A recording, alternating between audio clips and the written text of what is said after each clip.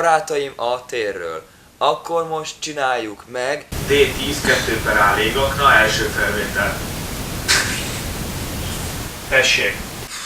Hát próbáljuk meg. On the back, we have an average 2.5 inches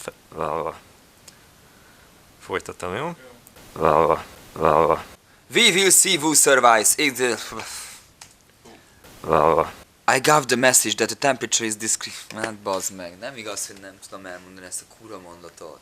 I've got the message that the temperature is decreasing. I've got the message that the temperature is decreasing. I've got the message that temperature the temperature. I've got the message that the temperature is decreasing. Jó, akkor vegyük fel. Hát rávárunk.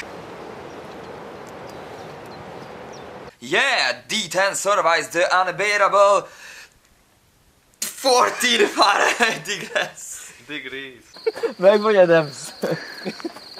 Nagyon jó lett egyébként. A sajtóközlemény kitérő a legfontosabb paraméterekre, mint a 10 méter mélységig vízálló készülékház, az ütésvédelem és a fagytűrés.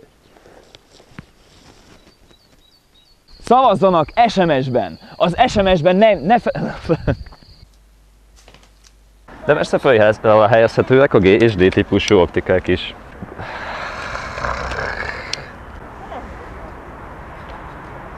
Annyira koncentráltam, hogy el ne basszam, hogy elfelejtettem.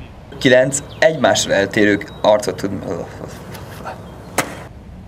Az még kimaradt, de mi? És itt elfelejtettem, hogy van tovább. Ja, már tudom, jó van.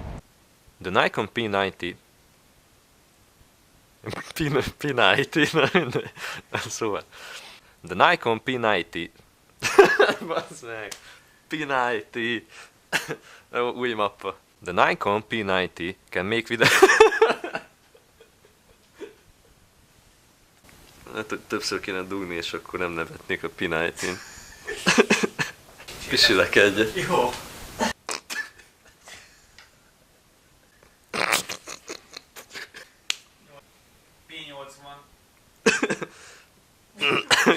De 90.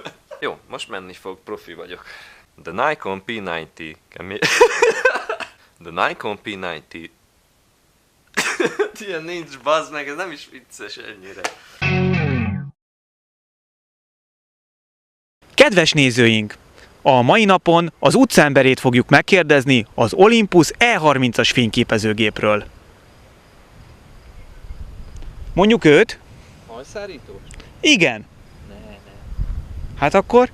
Mondjuk őt. A hajszárítóst? Igen. Menjünk oda hozzá. Jó napot kívánok! Tudna nekünk néhány szót szólni az Olympus E30-ról?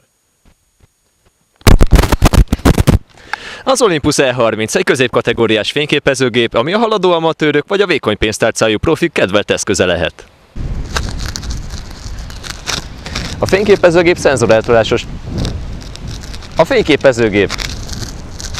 Tessék! A fényképezőgép szenzoreltolásos stabilizálással rendelkezik, ami rossz fényviszonyok között is lehetővé teszi az éles képek készítését. Hello. A szenzor egy 12,3 megapixeles Live MOS, ami Live View-val is rendelkezik, blablabla. Hello. Hello. Jó, mert erre indult be. Jó. Erre én beindulok. Aha.